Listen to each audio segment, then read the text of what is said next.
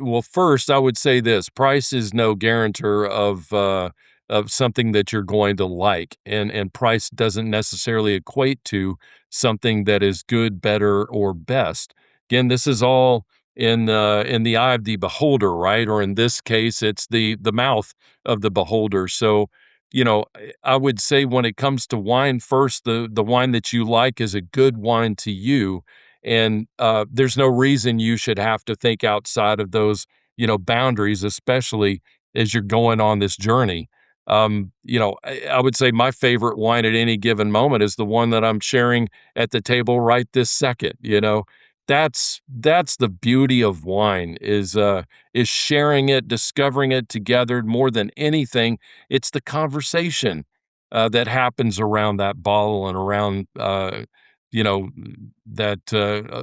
wherever you are in your journey.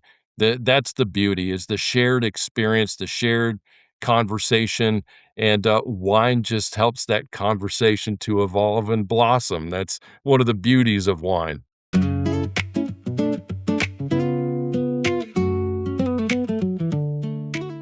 All right, welcome everybody back to the Barrels and Roots podcast. I'm your host, Sean Trace, and I have an awesome guest with me today. Would you like to tell people who you are and what you do? Sure. My name is Barron Beltz, and I'm a wine guy. That's what I do for a living. So I work for a Nice. company called Sonoma Bespoke. We're a winery located in Napa Valley, and I do all of our commercial strategy for the company. So anything that has to do with connecting wine Awesome. to the end user, I do everything in between. That's awesome, man. I love that. And one of the things that's cool about it is like you're helping people find wine, which to me is a super awesome thing to do because wine to me is just an absolutely wonderful thing that, it allows people to connect, to relax, to bridge these gulfs of communication that we have everywhere in our society. And that's a good thing in my mind, you know? Absolutely. I mean, wine has been a conversational lubricant for 8,000 years, and so I'm glad that we get to reap the Right, benefits of all those centuries before us. So, no doubt about it. right. Well, I wanted to ask you this question because as you're helping people understand wine and helping bridge that gap, like why does wine feel so complicated to regular people? Think, one of the big things about this is, it's with anything else that you love, you want to learn more about it. And so for those that have been in wine or tasting wine or drinking wine or in the wine industry especially, we love this. And the problem with that is it becomes more complicated because there is so much complexity when it comes to wine, how it's made, where it's grown, just all of these different things. And I think for those of us that have been doing this for a minute, even on the consumer side, right? Those that aren't in the wine industry per se, the more you learn, the more you love, and the more that you want to talk about it, but it becomes more and more complex the more that you learn about it. So I think, that's probably the best analogy I have is cooking, for instance. So, cooking shows on TV, they've been exploding for the last several decades, right? People love watching these cooking Yeah, shows, and right. But look, for yeah, me, I'm not a cook. I'm not a chef. I don't proclaim to be. I can barely grill burgers. Uh, you know, but at right, the end of the right. day, I love the finished product.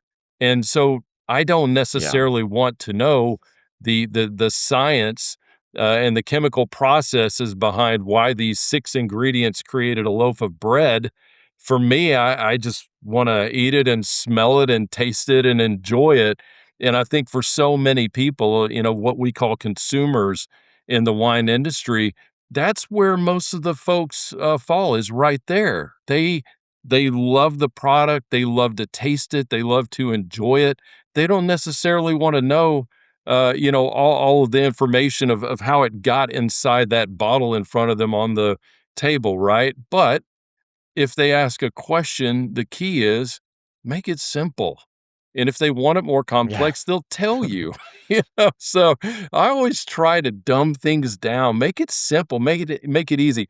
And then it becomes quite obvious, just within a few minutes of conversation, how much, people want to know and how complex or granular they want to be. And I'm happy to go that direction. But for me, I like to keep it simple. So wine is a beautiful thing, and you can enjoy all of its beauty just by popping a cork and taking a sip and enjoying it with friends. It doesn't have to be more complex than that.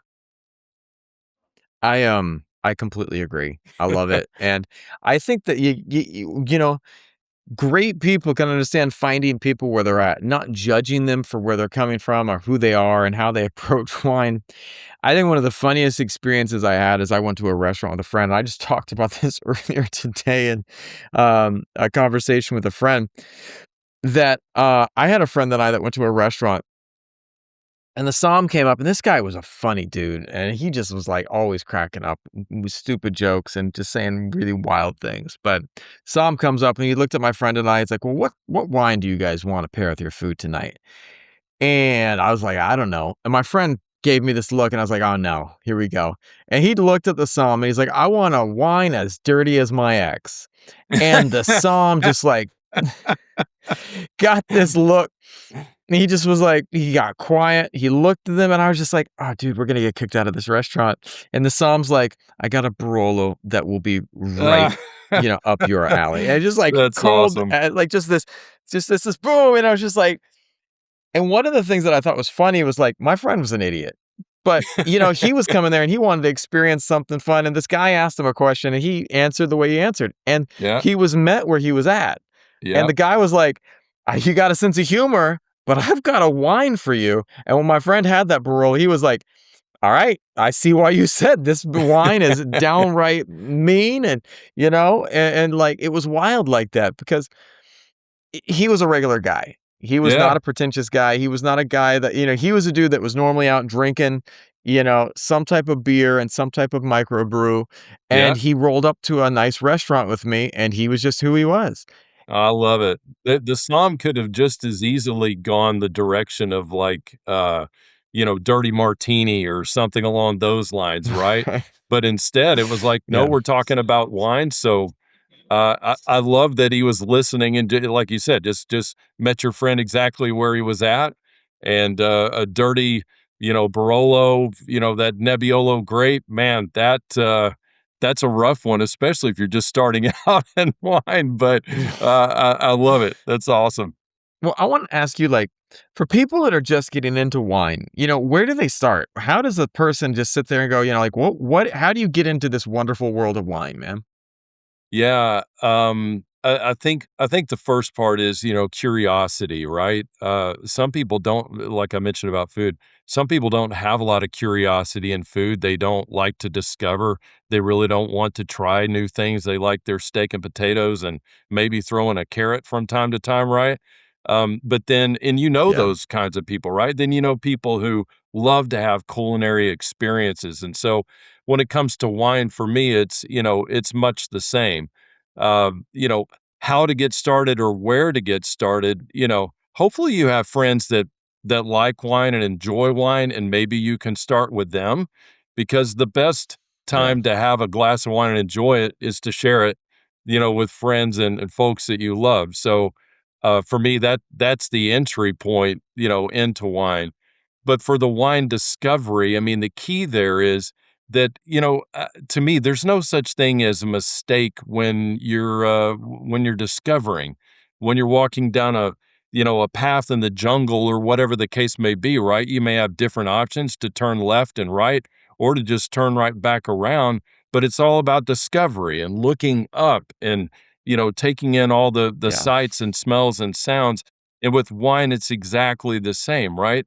So I usually say the easiest way to kind of taste and try different wines is to try before you buy. In other words, find places where you can sample. So, for instance, Yeah. there's a restaurant group. There's many that do this, but it's just one in particular that comes to mind. A place called 60 Vines. They have lots of different locations Mhm. throughout Texas and Arizona, Florida, etc. but this is a place where you can literally just get little samplings of wine and you can taste lots of different samples. And so places like this where you can explore and discover and ask all those questions, right, of your server, they're going to lead you down that path. So it's even more fun to be in the jungle on that path when there's someone with you that may know something Yeah. about, where you're going or what you're seeing. And for wine, it's exactly the same because you'll quickly start to figure out what you like, what your preferences are. And then I always say, just go deeper once you hit that point, right? You don't need to keep going broad and wide. Yeah. Just go deeper there, and then it will begin to expand. The path will expand at some point. But man, curiosity, discovery, that's what it's all about. I was, when I was younger, there was one summer that my mom let us try every sport. And I mean, when I say every sport, like it was every Yeah, sport. And she yeah, signed us up for all these classes. And it was a great summer, man. It was a really great summer. But there were some things I learned. I learned what sports I did not like, and I yeah, learned what sports I loved. I learned what I was good at and what I was bad at. And not all of those were the same thing. And I learned I'm not a big fan of outdoor sports. I definitely don't like playing on outdoor courts. Like playing outdoor tennis, it was hot. Not a big fan. But man, I love indoor. I love playing basketball. I love playing volleyball. I love martial arts. And I really am really horrible at golf. Maybe I could have gotten better, but like I just something no, about I my am too. I'm a hack. I've I'm never horrible. dude, it's like I get up there and I'm like, I know the ball's gonna go that way, and the ball goes that way, or the ball goes that way. I have no Yeah, patience for it. But like with martial arts, I was good. I picked it up quick and I got good fast, and so I stuck yeah, with it. But like it's all about trying things. And if you're you not got it. trying things, you're not gonna have any idea what you like. But one of the things I think is a challenge is that if you walk into a store and don't know anything, it's hard to know how to pick a bottle. And like, Yeah. I want to ask you, like, if someone walks into a store or restaurant, how do you pick a good bottle? Yeah, so, I mean, there's lots of tricks in the trade, right? And that's once you start to get to know wine a little bit. But I would say from the very outset, there's kind of this unwritten rule when you go grocery shopping, that you don't go when you're hungry, right? The second part of that Right. is that, you actually have a list. In other words, you actually have like Yeah. the things that you're looking for, and so it, helps you stay on track. When it comes to wine, the same thing, especially on you if you're at the beginning of your discovery. What I usually like to, ask people to do is to find out what their preferences are, especially when it comes to just beverages in general, right? So I'm talking about very Hmm. simple things like, do you like still water or sparkling? Do you like Sprite, more of the kind of citrusy, sweet, or do you like cola? Um, if you drink beer, do you like super bitter IPAs or do you like a creamy Hefeweizen? It's understanding these Mm, sorts of just what may seem like simple, right? Or, unsweet tea and sweet tea, or black coffee versus a latte. If you start to understand what your preferences are from that standpoint, it helps you to build out from there what kinds of things you may be looking for. Because what I can guarantee you is if you walk into the cereal aisle, for instance, and you don't know what cereal you want, you can spend 2 hours looking at cereal boxes, none the wiser, right. after the 2 hours. Same thing if you have allergies and you walk into the allergy medication section at Walgreens. You're staring at 200 different items, right? So when it comes to wine, just multiply that times 10. You're looking at thousands of different options. So, for me, it starts about understanding what some of those preferences are in beverages to begin with, and then to find the guide. And so that guide, especially, in a retail situation, go to one of your local, what we call bottle shops or wine shops. In other words, a place that actually takes a focus on wine. And then they will have people there who can help you start your journey. And a lot of those folks don't start, more from kind of an educational standpoint. But if you tell them the kinds of preferences you have when it comes to beverages in general, the things that I just mentioned, that will help them to dial in a little bit, of where they might start you, right? Because if you like unsweet tea and they start you off with a sweet Moscato, I promise you, you're not going to love your wine experience, right? So it's just understanding those things. And then I would say, look, there's also this cheater thing. It's called, AI, Chat GPT, and these sorts of things. You can actually start there too, dial in your preferences, the things that I just mentioned, very simple. And then what kinds of wines would I like? Now, I know there's a lot of wine professionals that would hate that I just said that, but the point is keep it simple. Like, don't make it complex from the very beginning. And then as you start on that journey, like I said, you'll start to ask more questions. You'll start to discover more. You'll figure out what you like. And by the way, the best wine to you is the wine that you like. It doesn't matter what anybody else's opinion is. So, start there. Keep it simple. I love that. If someone were to a person who's never had a glass of wine before, and you wanted to get them started in the world of wine, what 3 glasses would you pour them? Oh my goodness. So for me, because of what I just said, like that's where I start is talking about preferences because I would much rather learn about what their preferences are before I go choosing, 3 things that they should start with.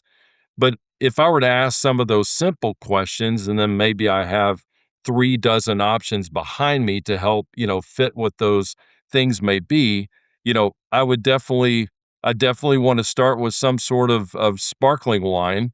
So it just depends again on their preferences. Do they like sweeter beverages? And if so, I would probably start with something like a Prosecco because they're very friendly, very easy to drink, lightly sweet, right? Anybody can enjoy a glass of Prosecco. But if they like bitter, dry, more complex sorts of things, surely you could go straight to, French champagne and such. And then it's the same thing with red wine. What are their preferences? Like that tactile feel. Do they like thicker, richer sorts of beverages and things? Again, you can start there and start to figure out what, sort of red wine they might enjoy best. It might be a, slightly chilled Gamay from the Beaujolais region in France, which is a Oh, very yeah. simple, easy to drink, beautifully delicious wines, but also dark and rich in color too, all the way to Barolo, like you just said. If they really prefer the bitter, lots of flavors, really super complex, there's plenty of, options there too. And then when it comes to white wine, same thing there. It just all comes down to understanding, what those preferences are for the person standing in front of you and helping to guide them down, that path. I think the simpler, the easier that we can make it for them, the more that they're going to love the journey, especially at the beginning. All the complexity and details can come later. Right. I love that because I think that, like, one of the things too is, I remember when I was, younger, I started getting into, like, kung fu movies. Mhm. And, Me too.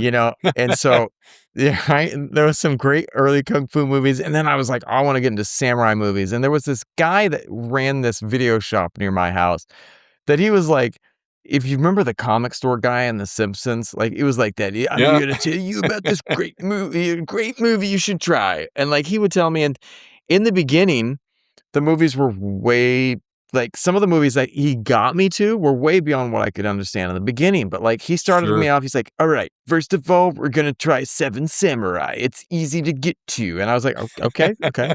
But, like, he kinda guided me down this path, and, like, over time, I started watching better and better kung fu movies and samurai movies, and suddenly I got to, like, the movie, um, there were so many good ones actually that I got to. I love Yojimbo Ran, but, like, what was the one that there's this one movie that's like an absolute head trip where they use, like, one same story told from 3 perspectives.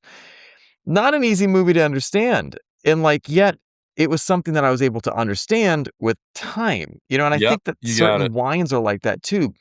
But you have to have someone who can guide you to that place of understanding the complexities of something that is that complex. You can't dive into that right away, you know? No, you're totally right, and the other thing too is, I think, what I said at the beginning is if you have a friend or, a group of friends or whatever the case may be, and if any of them love wine, that is the easiest way many times because Yeah. they had to start their journey somewhere too, and doing it with someone that you like to be around and someone that you hang out with, weekly or monthly, whatever the case may be, that that's a great way to get started too. But just know there's a lot of professionals out there, in restaurants and wine bars and, at retail, wine shops who do this for a living and love to take people on those journeys. So and look, I would say this is the other thing too. Don't be embarrassed about where you are, on your journey. You're not going to be rock climbing a flat, cliff 100 meters up, on your first go. It's the same thing with wine. Thank God it's not that physical in nature, but yeah, I mean, be fine with where you are. Don't be embarrassed about it. And look, your curiosity and discovery that's the most thrilling part of the journey for sure. I love that, man. And one of the things that I wanted to ask you is this, like, what actually makes a wine good versus just expensive, you know? Yeah. Well, first, I would say this: price is no guarantor of something that you're going to like, and price doesn't necessarily equate to something that is good, better, or best. Again, this is all in the eye of the beholder, right? Or in this case, it's the Yeah. mouth of the beholder. So, I would say when it comes to wine, first, the wine that you like is a good wine to you, and there's no reason you should have to think outside of those boundaries, especially as you're going on this journey. I would say my favorite wine at any given moment is the one that I'm sharing at the table right this second. Yeah. That's the beauty of wine is sharing it, discovering it together. More than anything, it's the conversation that happens around that bottle and around you know that wherever you are in your journey, that's the beauty, is the shared experience, the shared conversation, and wine just helps that conversation to evolve and blossom. That's one of the beauties of wine. Right? Right? Like, I think that, there are times where my wife and we run a business together. We have a busy life together. We have a family together. We have all these people that depend upon us. We talk about work all the time. But Hmm. we have this routine that we try to, like, once or twice a month go to this one bar together. I have a glass of wine, she likes her cocktails. But in that experience, we sit there and we are able to just sit. We put our phones aside and we, like, let's just be here and be present with each other. And I think that Yep. sometimes it's like, I'm starting a new segment on this podcast. And so I do talking head stuff on my different podcasts. But, like, I was trying to think about what can I do on this podcast because, my Sean Trey show, I sit there and how to be resilient. I'm going to talk to you about how to make your life better. Growing money, I'm going to talk to you about how to, stop spending so much. And Full Battery Media, I talk to people about content, but I was like, what do I do on this one? Because I'm not a wine expert. I can't be like, this is the reason you should all love cab. I don't know that. But I do love the way wine lets me philosophize about life. And so Yep. what I'm gonna start doing is calling this segment "Slowing Down with Sean," where I literally just open up a glass. I'm gonna be drinking it, and I'm gonna talk about what went on in my life that week and what dawned on me that week. Where it's just a little bit of my own. I'm enjoying a glass. This is the wine I'm enjoying. I'm gonna tell you what I think about the taste, and here's what I'm experiencing right now, and that's it. I 15 minutes love of just sitting and I love slowing that. down. That's the shared experience, like you're saying, right? My wife was asking me this morning. She was like, what's unique about this podcast or, this conversation or whatever the case may be. And I said, um, first of all, I love because I've listened to several of the interviews that you've done, Sean, and what I love about your approach is that y- you you have that element of curiosity and discovery too, and that the questions you're asking are easy, they're comprehensible, they're anybody that loves wine or is on the beginning of their journey with wine could tune into this podcast and find a place where they're going to feel like they fit in. because the conversation Yeah. isn't instantly too complex. There are plenty of other podcasts, for that. But I love what you're talking about, for this next piece, which is just sharing a glass of wine and then the conversations that evolve from that. So kudos to you, Yeah. man. I love that. Well, I wanna ask you this, man, like, because you've got this interesting perspective, and I wanna ask you, like, because I sometimes I don't know, but why do some wines and first of all, dude, I don't handle compliments well, but I appreciate that, man, so thank You're you for welcome. seeing that. I just totally brushed that off, but thank you for that. Yep. That's what I'm trying to do, man. I'm trying to, like, sit here and make this accessible. I grew up in the Napa Valley. From high school onward, I got to see all these awesome winemakers. I got to see all these amazing people, and they were just the coolest, most down to earth people you could meet. Mhm. And Yeah. that's why I fell in love with wine. It's not about the bottles. I get it when everyone's like talking about like, all the pretense behind wine. And I was like, I never saw that. I saw people that were like really chill, really easy. But Napa's changed. The wine world's changed a little bit and it's gotten a little bit more uptight. But I always still think, though, behind all that is a bunch of amazing wines and amazing people making it. And I think that it might not be it's changed, but maybe it's changed up here, the way people are Yeah. looking at it, the way the Yeah. media presents it, because I know it's gotten more expensive, but that's a whole other story. But like, why do some wines taste amazing to one person and terrible to another? Well, I would tell you, I mean, first off, thank God that we all have different, uh, Right? yeah, different, different tastes, and that comes to, music and clothes and art and cars and, all of these kinds of things. And the other thing too is, I mean, it's worth saying, right? Your face is not exactly the same on any other of the 7 billion plus humans on Earth. Thank God, right? And so, and for me too, obviously, the whole idea though is it's the same with your sense of smell, with your sense of taste, Yeah. with your sense of sight. There are 7 billion plus different versions and unique combinations of those things too. So that's why I like to say when it comes to those perceptions and, what you like, what you enjoy, thank God there are, several billion iterations of that. And so when it comes to wine, right, it's the same thing. It's the same thing as, Sean, you may love dark chocolate, but I love white chocolate. You may like, Ferraris and I like an SUV, whatever the case is. But the point is that when it comes to these flavor sensations and what you smell, quite often, just with my wife and I, because we've been drinking wine together, since we've been married, and it's amazing to hear some of the things she'll say. And she'll kind of look at me like, okay, I'm about to say something and you're probably going to go, no, you're wrong. And I'm like, okay, I try not to do that. Right. But, she may say something like, I smell asparagus in this wine. I'm like, oh my God, if the winemaker were sitting here and you said asparagus, that is like one of the worst, descriptors you could ever give for wine. But the point is, that's what she smells. That's the thing that Yeah. comes up in her mind. It's that reminder, Yeah. right? It's you smell something, you taste something, it's going to remind you of something. So it's not following this, prescribed narrative of this is what a Cabernet tastes like. So you should taste, you know, whatever combination of cherries, berries, mocha, herbs, etc. No. What does this wine remind you of when you smell it? Where does it take you? Does it Mhm. remind you of your dad doing carpentry and right? Okay, well, see, that's that wood, that's that oak aging, that's that sensation that you're getting, from the aromatics. Does this wine remind you of those fresh spring strawberries, that you had growing up?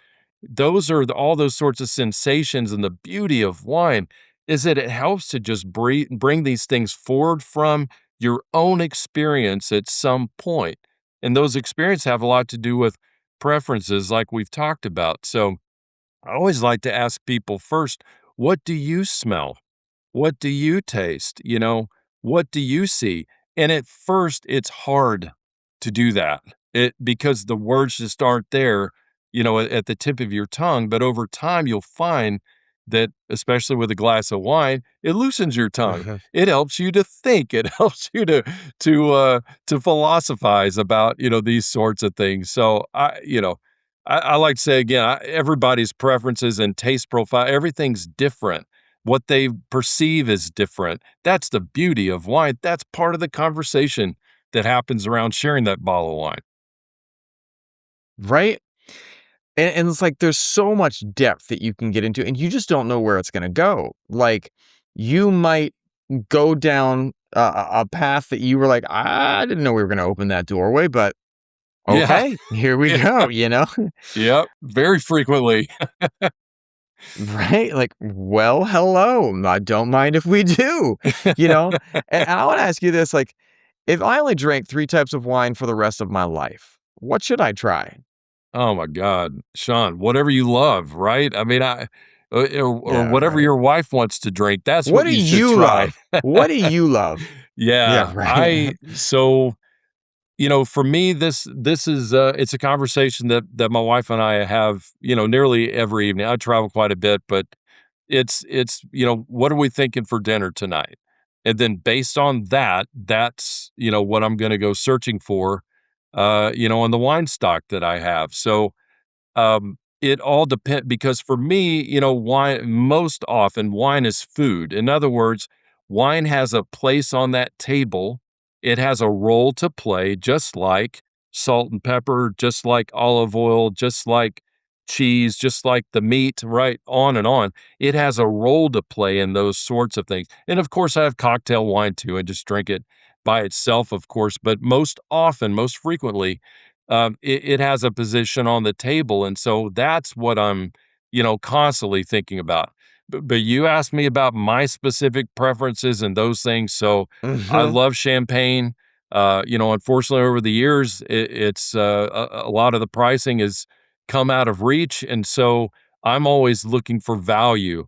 And so when it comes to value, there's a lot of great options, especially out of France. You'll find a Cremant style that's much less expensive, made in the same style of champagne. So I love that.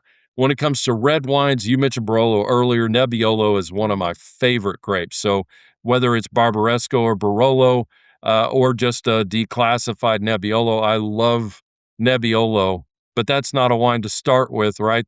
That's a wine that I arrived at. And then when it comes to white wines, I love things like Albarino is one of my favorites. The wines like that take you to places, right? Many grapes, they're growing along, the coasts, and so with some of these grapes, you get this sensation of that briny, that kind of sea salt air that surrounds the vineyards, and those are the kinds of just awesome experiences that for me, it's those flavors, it's those things that it reminds me of. That's what wine does. It transports me instantly, Yeah, and that's part of the fun. I love rosés too, man. But like I'm equal opportunity yeah. wine dude when it comes right down to it. If you're pulling a cork, I'm gonna love it, and I'm gonna enjoy it with you. So again, I like to keep it simple. I love that, man. You and me both. Well, Yeah, one last question today. yeah. Um, if you, um, were to go and meet someone that says, "I'm not sure about wine," what would you answer? Why wine? Why is it still important? Oh man. I so for me, I'm not a huge history buff, but there is something really amazing and historically rich and important about the fact that wine has been with us, for 8,000 years, give or take a century, right? That's pretty amazing. And, when I think about, wine and why wine, it's like being a part of that historical narrative in my own little singular individual way. It's pretty awesome when you think about like globally how big and beautiful the world of wine is. And yet how do so many people around the world, they barely know anything, maybe have never even tasted a wine before, in their life. So there's something that's just really cool, very individualized, but at the same time, the reason that wine is in a 750 milliliter bottle is because it's meant to be shared. It's that experience. So for me, it's like if you can find, the right company, the right person, the right family, the right group of friends to share a bottle of wine with, and then pay attention to where the conversation goes after you've had that first sip, whether the conversation is centered on that wine or if the conversation starts there and then typically begins to just evolve, you never know where it's going to take you. So I would say that's why wine. Be a part of 8,000 years of history and start your own discovery into the world of wine and share it with others. That's the beauty of this thing. I love that, man. Where can people go to learn more about you and what you do? LinkedIn's the easiest, place to find me. I'm not on there that frequently, but you can easily find me, Barron Beltz. Um, I, I, I used to I used to have a YouTube channel. I started up a website, and the whole idea was to teach people about wine, to make it very simple and easy. I think some of those videos are still up, but anyway, LinkedIn's the easiest way to track me down.